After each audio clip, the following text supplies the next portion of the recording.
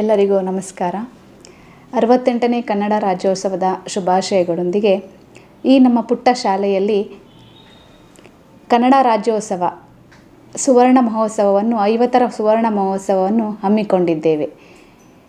ವೇದಿಕೆ ಮೇಲೆ ಎಲ್ಲ ಗಣ್ಯರಿಗೂ ನಮಸ್ಕರಿಸುತ್ತಾ ಈ ಒಂದು ಕಾರ್ಯಕ್ರಮದಲ್ಲಿ ಒಂದು ವಿಶೇಷ ವಿನೂತನವಾಗಿ 2022-23ರಲ್ಲಿ SSLCಯ ಅತಿ ಹೆಚ್ಚು ಅಂಕ ಪಡೆದ ಪೂರ್ಣಾಂಕ ಪಡೆದ ಮಕ್ಕಳಿಗೆ ಆಯಿ ಮಾತಾಜಿ ಪ್ರತಿಭಾ ಪುರಸ್ಕಾರವನ್ನು ಹಮ್ಮಿಕೊಂಡಿದ್ದೇವೆ. 4 ಜನ ಈ ಆಯಿ ಮಾತಾಜಿ ಪ್ರತಿಭಾ ಪುರಸ್ಕಾರ ಅಭಿನಂದನವನ್ನು ನಾವು ಕೊಡ್ತಾ ಇದ್ದೇವೆ. ಇದಕ್ಕೆ ತುಂಬ ಖುಷಿ ಆಗ್ತಾ ಇದೆ. ನಮ್ಮ ಶಾಲಾ ಆಡಳಿತ ಮಂಡಳಿಯಿಂದ ಪ್ರೋತ್ಸಾಹ ಇದೆ. ಎಲ್ಲ ಈ ಶಾಲೆ ಕಳೆದ 30 ವರ್ಷಗಳಿಂದ ನಡ್ಕೊಂಡು ಬರ್ತಾ ಇದೆ. ಇಲ್ಲಿರುವ ಪೋಷಕರಾಗಲಿ ವಿದ್ಯಾರ್ಥಿಗಳಿಂದ ಒಂದು ಉತ್ತಮ ರೀತಿಯಲ್ಲಿ ಸಹಕಾರ ನೀಡ್ತಾ ಇದ್ದಾರೆ. ಈ ಒಂದು ಕಾರ್ಯಕ್ರಮದಲ್ಲಿ ನಾನು ಈ ಮುಖ್ಯ ಶಿಕ್ಷಕಿಯಾಗಿ ಪಾಲ್ಗೊಳ್ತಾ ಇರೋದು ನನ್ನ ಖುಷಿಯ ವಿಚಾರವಾಗಿದೆ. ನಮ್ಮ ಶಾಲೆಯ ಕನ್ನಡ ಶಿಕ್ಷಕರಾದ ರಮೇಶ್ ಅವರು ಒಂದು ಜ್ಞಾನಲೋಕ ಅಂತ ಸಂಚಿಕೆಯನ್ನು ತಂದಿದ್ದಾರೆ. ಕನ್ನಡ ಸಾಹಿತ್ಯ ಸಂಘ ಕುವೆಂಪು ಕನ್ನಡ ಸಾಹಿತ್ಯ ಸಂಘ ಬಳಗದಿಂದ ಜ್ಞಾನಲೋಕವನ್ನು ಒಂದು ಸಂಚಿಕೆಯನ್ನು ಹೊರತಂದಿದ್ದಾರೆ. ಈ ಹೊರ ಸಂಚಿಕೆ ಪ್ರತಿಯೊಂದು ಮಗುವು ಪಾಲ್ಗೊಂಡಿದೆ. ಈ ಸಂಚಿಕೆಯಲ್ಲಿ ತುಂಬ ಖುಷಿ ಅನ್ನಿಸ್ತಾ ಇದೆ. ಈ ಸಮಾರಂಭದಲ್ಲಿ 2022-23ನೇ ಸಾಲಿನಲ್ಲಿ ಅತಿ ಹೆಚ್ಚು ಅಂಕ ಪಡೆದ ವಿದ್ಯಾರ್ಥಿಗೆ ಮತ್ತು 21-22 ಸಾಲಿನಲ್ಲಿ ಅತಿ ಹೆಚ್ಚು ಅಂಕ ಪಡೆದ ವಿದ್ಯಾರ್ಥಿಗಳಿಗೆ ಲ್ಯಾಪ್ಟಾಪ್ ಪ್ರಥಮ ಬಹುಮಾನ ಲ್ಯಾಪ್ಟಾಪ್ ನೀಡುತ್ತಾ ದ್ವಿತೀಯ ಬಹುಮಾನ ಟ್ಯಾಬ್ ಮತ್ತು ತೃತೀಯ ಬಹುಮಾನ ಒಂದು ಮೊಬೈಲನ್ನು ನೀಡ್ತಾ ಮಕ್ಕಳಿಗೆ ಪ್ರತಿ ವರ್ಷವೂ ಕೂಡ ಅವರು SSLCಯಲ್ಲಿ ಅತಿ ಹೆಚ್ಚು ಅಂಕ ಗಳಿಸಲಿ ಅಂತ ಪ್ರೋತ್ಸಾಹವನ್ನು ನೀಡ್ತಾ ಬಂದಿರ್ತಾರೆ ನಮ್ಮ ಆಡಳಿತ ಮಂಡಳಿಯಿಂದ. ಇದೇ ರೀತಿ ಕೂಡ ಮುಂದಿನ ವರ್ಷವೂ ಕೂಡ ಪ್ರತಿ SSLCಯಲ್ಲಿ ಅತಿ ಹೆಚ್ಚು ಅತ್ಯಧಿಕ ಅಂಕ ಪಡೆದವರಿಗೆ ನಮ್ಮ ಶಾಲೆಯಿಂದ ಪ್ರೋತ್ಸಾಹ ನೀಡುತ್ತಾ ಮಾಡಬೇಕು ಅಂತ ಈ ಒಂದು 50ರ ಸಂಭ್ರಮದಲ್ಲಿ ಒಂದು ಮೊದಲ ಹೆಜ್ಜೆಯನ್ನು ನಾವು ಇಡ್ತಾ ಇದ್ದೀವಿ. ಇದಕ್ಕೆಲ್ಲರ ಸಹಕಾರ ಮುಖ್ಯ. ಈಗಲೇ ಯಶಸ್ಸು ಹೀಗೆ ಮುಂದುವರಿಲಿ ಅಂತ ಹಾರೈಸುತ್ತಾ ಎಲ್ಲರಿಗೂ ಮತ್ತೊಮ್ಮೆ ಕನ್ನಡ ರಾಜ್ಯೋತ್ಸವದ ಶುಭಾಶಯಗಳು. ರಾಜ್ಯೋತ್ಸವದ ಎಲ್ರಿಗೂ ಹಾರ್ದಿಕ ಶುಭಾಶಯಗಳು. 68ನೆಯ ಕರ್ನಾಟಕ ರಾಜ್ಯೋತ್ಸವ ಸಂಭ್ರಮ ಶಾಶ್ವತ ಸೇವಾ ಶಾಲೆಯಲ್ಲಿ ನನಗೆ ಉದ್ಘಾಟಕರಾಗಿ ನನ್ನ ಶುಭಾಶಯಗಳಿಗೋಸ್ಕರ ನಾನು ಬಂದಿದ್ದೀನಿ. ಕಾರ್ಯಕ್ರಮ ಈಗ ನಡೀತಾ ಇದೆ ಅನ್ನೋದಕ್ಕೆ ಎಲ್ಲ ಪೋಷಕರು, ಶಿಕ್ಷಕರು ಮತ್ತು ಈ ಭಾಗದಲ್ಲಿ ಇರೋರೆಲ್ಲರೂ ತುಂಬ ಎಲ್ಲರೂ ಸಹಕರಿಸಿದ್ದಾರೆ. ಈ ಕಾರ್ಯಕ್ರಮ ಇಲ್ಲಿ ಈ ಶಾಲೆಯಲ್ಲಿ ನಡೀತಾ ಇದೆ. ಈ ಶಾಲೆಯಲ್ಲಿ ಮುಖ್ಯವಾಗಿ 68ನೆಯ ರಾಜ್ಯೋತ್ಸವದ ಬಗ್ಗೆ ಮಾತ್ರ, ಆಮೇಲೆ 50 ವರ್ಷ ಸ್ವರ್ಣ ಕರ್ನಾಟಕದ ಬಗ್ಗೆ ಈ ಕಾರ್ಯಕ್ರಮಗಳನ್ನು ನಾವು ಹಮ್ಮಿಕೊಂಡಿದ್ದೀವಿ. ಇದರಲ್ಲಿ ಮೊದಲನೇದಾಗಿ ಪೂಜ್ಯ ಆಯಿ ಮಾತಾಜಿಯವರ ಪ್ರತಿಭಾ ಪುರಸ್ಕಾರ 2023 ಇದನ್ನು ನಾವು ಇಲ್ಲಿ ಈ ಶಾಲೆಯಲ್ಲಿ 4 ಜನ ಸ್ಟೂಡೆಂಟ್ ಅಂದರೆ ವಿದ್ಯಾರ್ಥಿಗಳಿಗೆ ಭೂಮಿಕಾ ಬೆಂಗಳೂರು, ಭೀಮನಗೌಡ ಪಾಟೀಲ್ ಮುದ್ದೇಬಿಹಾಳು, ಇನ್ನೊಂದು ಅನುಪಂಪ ಹಿರೇಹೊಳ್ಳಿ, ಸೌದತ್ತಿ,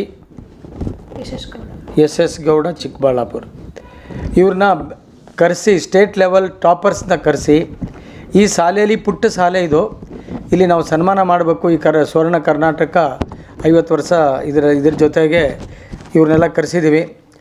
ಎಲ್ರಿಗೂ ಸನ್ಮಾನ ಮಾಡಿ ಈಗಾಗಲೇ ಕಾರ್ಯಕ್ರಮ ಅವ್ರನ್ನೆಲ್ಲ ಸನ್ಮಾನ ಮಾಡಿದ್ದೀವಿ. ಅದಲ್ಲದೆ ನಮ್ಮ ಶಾಲೆಯಲ್ಲಿ 20-21 95%ಕ್ಕಿಂತ ಹೆಚ್ಚು ಅಂಕ ತೆಗೆದು ಸಂಜನಾ, ಆಮೇಲೆ ಕೃತಿಕಾ, ಐಶ್ವರ್ಯ, ಋತುಪರ್ಣ 2022-23 ಅವರಿಗೆ ಲ್ಯಾಪ್ಟಾಪ್ HP ಲ್ಯಾಪ್ಟಾಪ್ನ ಅವರಿಗೆ ಈ ಶಾಲೆಯಿಂದ ನಾವು ನೀಡಿದ್ದೀವಿ. ಅದಲ್ಲದೆ ಈ ಕಾರ್ಯಕ್ರಮದ ವಿಶೇಷತೆ ಏನಂದರೆ ಈ ಸಾರಿ ಒಂದು ಜ್ಞಾನಲೋಕ ಒಂದು ಸಂಚಿಕೆಯನ್ನು ಹೊರತಂದಿದ್ದೀವಿ. ಈ ಶಾಲೆ ಸುಮಾರು 5 ವರ್ಷದಿಂದ ಈ ಕನ್ನಡ ರಾಜ್ಯೋತ್ಸವನ ಆಚರಿಸ್ತಾ 29 ವರ್ಷ ಆಗಿದೆ. ಆದರೆ ನಾನು ಸೆಕ್ರೆಟರಿ ಆದಮೇಲೆ ಒಂದು 5 ವರ್ಷದಿಂದ ಈ ಕಾರ್ಯಕ್ರಮ ಇಲ್ಲಿ ಆಚರಿಸ್ತಾ ಇದ್ದೀವಿ. ಎಲ್ಲರೂ ಸಹಕಾರದಿಂದ ಈ ಕಾರ್ಯಕ್ರಮ ತುಂಬ ಚೆನ್ನಾಗಿ ನಡೆದಿದೆ. ಮತ್ತು ಯಶಸ್ವಿಗಳು ಆಗ್ತಾಯಿದೆ. ಅದಕ್ಕೆ ಎಲ್ಲರೂ ಸಾಕ್ಷಿಯಾಗಿದ್ದಾರೆ. ಎಲ್ಲರೂ ಒಳ್ಳೆ ರೀತಿಯಲ್ಲಿ ಇದನ್ನು ಸಹಕಾರ ನೀಡಿದ್ದಾರೆ. ಎಲ್ಲ ಶಿಕ್ಷಕರು, ಬೋಧಕರು ಎಲ್ರಿಗೂ ಧನ್ಯವಾದಗಳು. ಮತ್ತು ಈ ಸ್ಟೇಜ್ ನಾಳಮಡಿ ಕೃಷ್ಣರಾಜ ಒಡೆಯರವರ ವೇದಿಕೆಯನ್ನು ಆ ವೇದಿಕೆಯಿಂದ ನಾನು ನಾಳಮಡಿ ಕೃಷ್ಣರಾಜ ಒಡೆಯರಿಗೂ ನೆನೆಸ್ತಾ ಈ ಒಂದು ಕಾರ್ಯಕ್ರಮಕ್ಕೆ ನಾನು ಧನ್ಯವಾದಗಳು ಹೇಳ್ತೀನಿ, ಶುಭಾಶಯಗಳು ಹೇಳ್ತೀನಿ. ಜೈ ಭುವನೇಶ್ವರಿ ಮಾತೆ, ಜೈ ಕರ್ನಾಟಕ ಮಾತೆ. ಧನ್ಯವಾದಗಳು. ಎಲ್ರಿಗೂ ನಮಸ್ಕಾರ.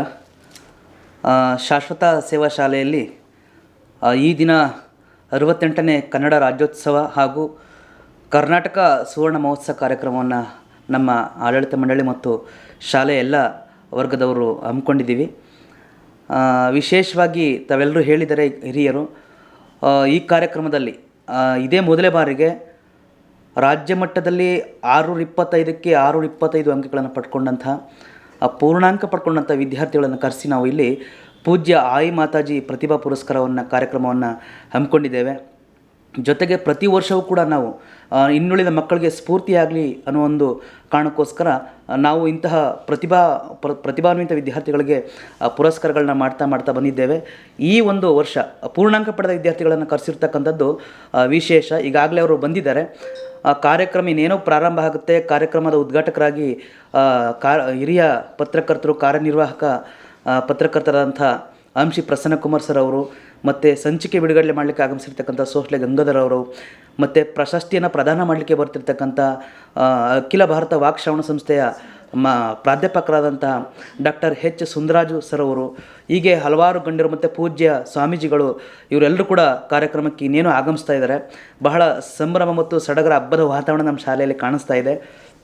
ಇದರ ಜೊತೆಗೆ ನಾವು ವೇದಿಕೆಗೆ ಶ್ರೀ ರಾಜರ್ಷಿ ನಾಲ್ವಡಿ ಕೃಷ್ಣರಾಜ ಒಡೆಯರ್ ಎಂಬ ಹೆಸರನ್ನು ಕೊಟ್ಕೊಂಡು ಮಾಡ್ತಾ ಇದ್ದೇವೆ. ಯಾಕೆ ಅಂತ ಹೇಳಿದ್ರೆ ನಮ್ಮ ಮೈಸೂರಿನ ಭಾಗದಲ್ಲಿ, ಕರ್ನಾಟಕದಲ್ಲಿ ಹಳೆ ಮೈಸೂರು ಭಾಗದಲ್ಲಿ ಶಿಕ್ಷಣಕ್ಕೆ ಅತಿ ಹೆಚ್ಚು ಆದ್ಯತೆಯನ್ನು ಕೊಟ್ಟಂಥವರು ನಾಲ್ವಡಿ ಕೃಷ್ಣರಾಜ ಒಡೆಯರವರು.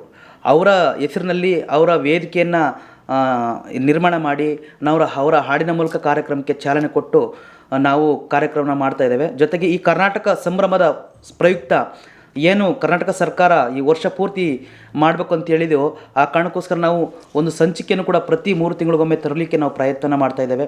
ಇದ್ರ ಜೊತೆಗೆ ಈ ಒಂದು ಕಾರ್ಯಕ್ರಮವನ್ನು ನವೆಂಬರ್ 1ರಂದು ಸಾಂಕೇತಿಕವಾಗಿ ಮಾಡಿದ್ವಿ. ಅಲ್ಲಿ ಕನ್ನಡ ವಿಷಯ ನಾಡು ನುಡಿಯ ಬಗ್ಗೆ ಮಕ್ಕಳಿಂದ ಚರ್ಚಾ ಸ್ಪರ್ಧೆ, ಭಾಷಣ ಸ್ಪರ್ಧೆಗಳು ಮತ್ತು ಹೀಗೆ ವಿಷಯಗಳ ಮಕ್ಕಳಿಗೆ ತಲುಪುವ ನಿಟ್ಟಲ್ಲಿ ಅವತ್ತು ಕಾರ್ಯಕ್ರಮವನ್ನು ರೂಪಿಸಿದ್ವಿ. ಇವತ್ತು ಮಕ್ಕಳಿಗೆ ಬಹುಮಾನ ವಿತರಣೆ ಮತ್ತು ಸಾಂಸ್ಕೃತಿಕ ಸೌರಭವನ್ನು ಕಲ್ಪಿಸ್ಕೊಡ್ಲಿಕ್ಕೆ ವೇದಿಕೆಯನ್ನು ಕಲ್ಪಿಸ್ಕೊಟ್ಟಿದ್ದೇವೆ. ಇದರಲ್ಲಿ ಎಲ್ಲ ನೃತ್ಯವು ವಿಶೇಷವಾಗಿ ಜನಪದ ಹಾಡಿಗೆ ನೃತ್ಯವನ್ನು ಮಾಡ್ತಾಯಿದ್ದಾರೆ. ಮೂಲ ಜನಪದ ನೃತ್ಯಗಳನ್ನ ಮಾಡ್ತಾಯಿದ್ದಾರೆ. ಕಂಸಾಳೆ ನೃತ್ಯ ಆಗಿರ್ಬೋದು, ಡೊಳ್ಳು ಕುಣಿತ ನೃತ್ಯ ಆಗಿರ್ಬೋದು, ಕೋಲಾಟ ಆಗಿರ್ಬೋದು, ಹೀಗೆ ಹಲವಾರು ಮಕ್ಕಳಿಗೆ ಮನೋರಂಜನೆ ಕೊಡ್ತಕ್ಕಂಥ ಒಂದು ಈ ಜಾನಪದವನ್ನು ಉಳಿಸ್ತಕ್ಕಂಥ ಒಂದು ಕೆಲಸವನ್ನು ನಮ್ಮ ಶಾಲೆಯಲ್ಲಿ ನಮ್ಮ ಆಡಳಿತ ಮಂಡಳಿ ನಮಗೆ ಸದಾ ಒದಗಿಸ್ಕೊಡ್ತಾ ಇದೆ. ಇದೆಲ್ಲದರ ಮೂಲಕ ಇವತ್ತು ಸಂಜೆ 6 ಗಂಟೆಗೆ ಕಾರ್ಯಕ್ರಮ ಪ್ರಾರಂಭ ಆಗುತ್ತೆ. ತಾವೆಲ್ಲರೂ ಇದಕ್ಕೆ ಬಂದು ಸಪೋರ್ಟ್ ಮಾಡಿ ಪ್ರೋತ್ಸಾಹಿಸಬೇಕಾಗಿ ಈ ಮೂಲಕ ಕೇಳ್ಕೊಳ್ತಾ ಇದ್ದೀನಿ. ಜೈ ಕನ್ನಡಾಂಬೆ.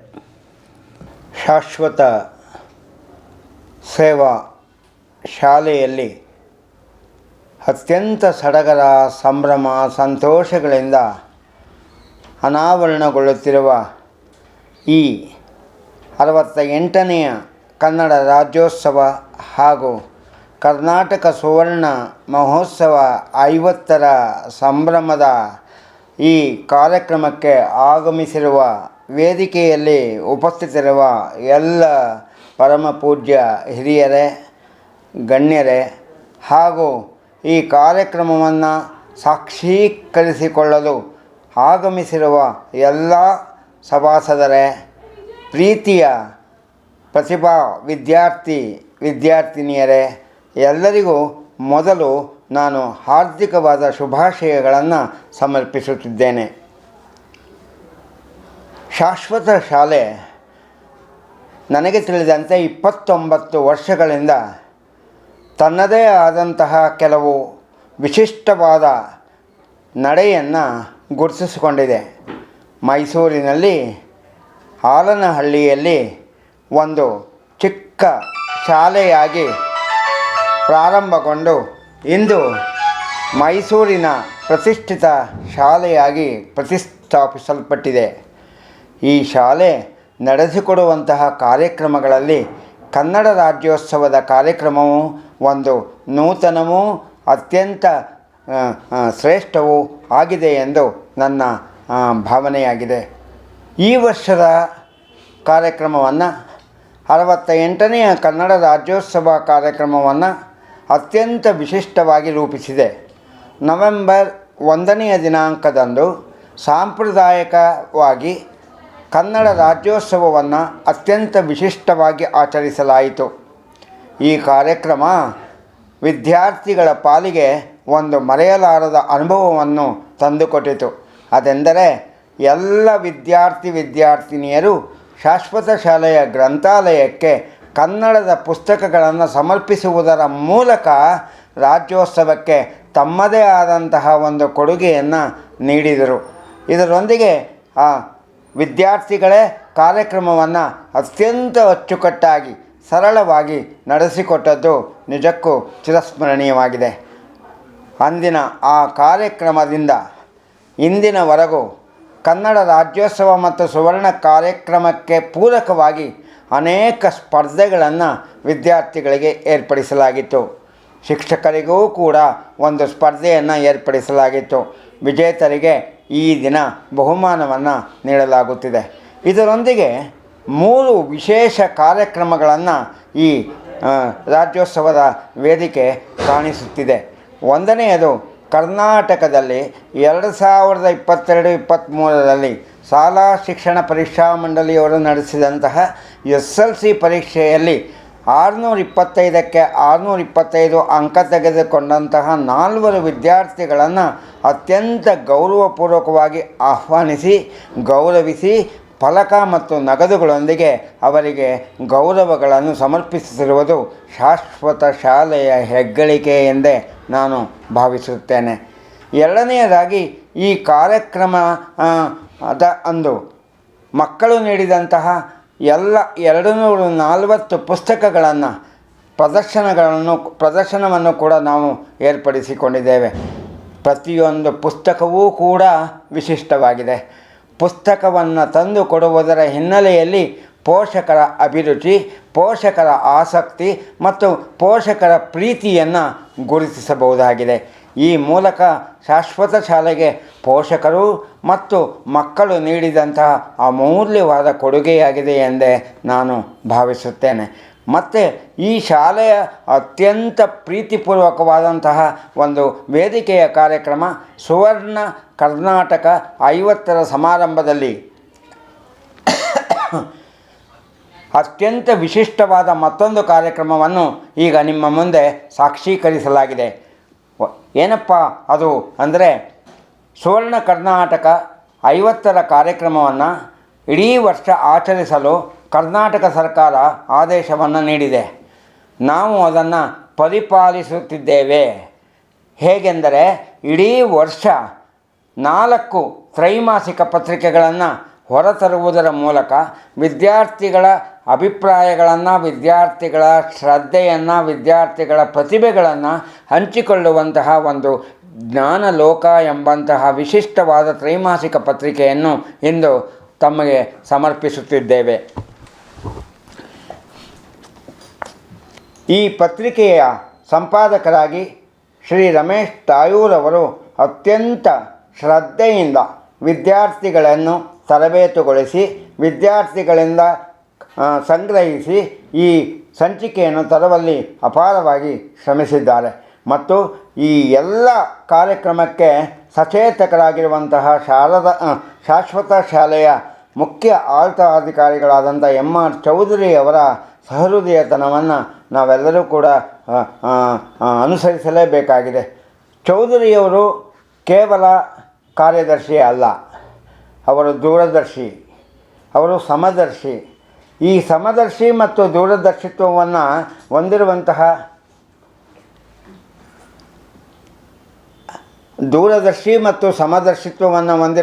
MR ಚೌಧರಿಯವರು ಇಡೀ ವರ್ಷ ಶಾಲೆಯಲ್ಲಿ ನಿರಂತರವಾಗಿ ಚಟುವಟಿಕೆಗಳನ್ನು ರೂಪಿಸುತ್ತಿದ್ದಾರೆ. ಎಲ್ಲ ಶಿಕ್ಷಕರನ್ನು ಅವರ ಪ್ರತಿಭೆಗೆ ಅನುಗುಣವಾಗಿ ಕಾರ್ಯನಿರ್ವಹಿಸಲು ಮುಕ್ತವಾಗಿ ಅವಕಾಶಗಳನ್ನು ನೀಡಿದ್ದಾರೆ.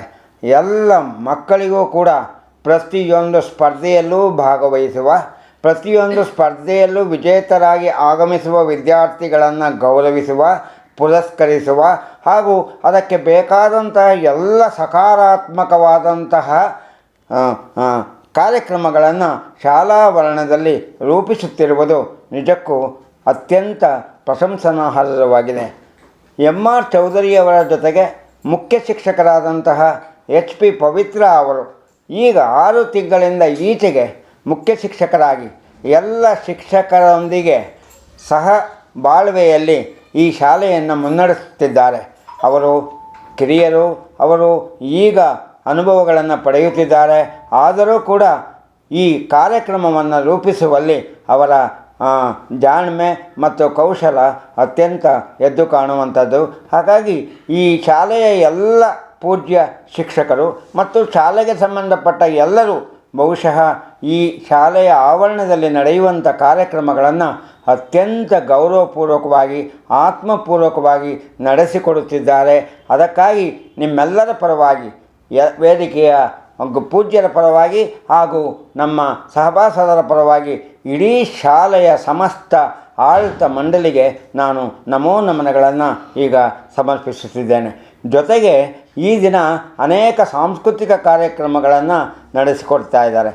ಪ್ರತಿಭಾ ಕಾರಂಜಿಯಲ್ಲಿ ವಿಜೇತರಾದ ಮಕ್ಕಳೆಲ್ಲರೂ ಕೂಡ ವೇದಿಕೆಯ ಮೇಲೆ ಇಂದು ತಮ್ಮ ಪ್ರತಿಭೆಗಳನ್ನು ಪ್ರದರ್ಶಿಸುತ್ತಿದ್ದಾರೆ. ಏನೇ ಇರಲಿ, ಶಾಲೆ ಚಿಕ್ಕದು ಎಂಬ ಭಾವನೆ ಬೇಡ. ಶಾಲೆಯಲ್ಲಿ ಇರುವವರ ಮಕ್ಕಳು, ಶಾಲೆಯಲ್ಲಿ ಇರುವವರ ಎಲ್ಲರ ಶ್ರಮವನ್ನು ತಾವು ಗೌರವಿಸಬೇಕು, ಪುರಸ್ಕರಿಸಬೇಕು. ಅದಕ್ಕಾಗಿಯೇ ಇಂತಹ ಕಾರ್ಯಕ್ರಮಗಳನ್ನು ಅತ್ಯಂತ ಪ್ರೀತಿಯಿಂದ ನಾವು ಇಲ್ಲಿ ಅನಾವರಣಗೊಳಿಸುತ್ತಿದ್ದೇವೆ. ಈ ಕಾರ್ಯಕ್ರಮಕ್ಕೆ ಯಶಸ್ಸು ಸಿಗಲಿ. ಶಾಶ್ವತ ಎಂದರೆ ಏನು? ಇದು ಅತ್ಯಂತ ಮುಖ್ಯವಾದದ್ದು. ನನಗಾಗಿ ಮಾಡಿಕೊಂಡದ್ದು ಅಶಾಶ್ವತ, ಇತರರಿಗಾಗಿ ಮಾಡಿದ್ದು ಶಾಶ್ವತ.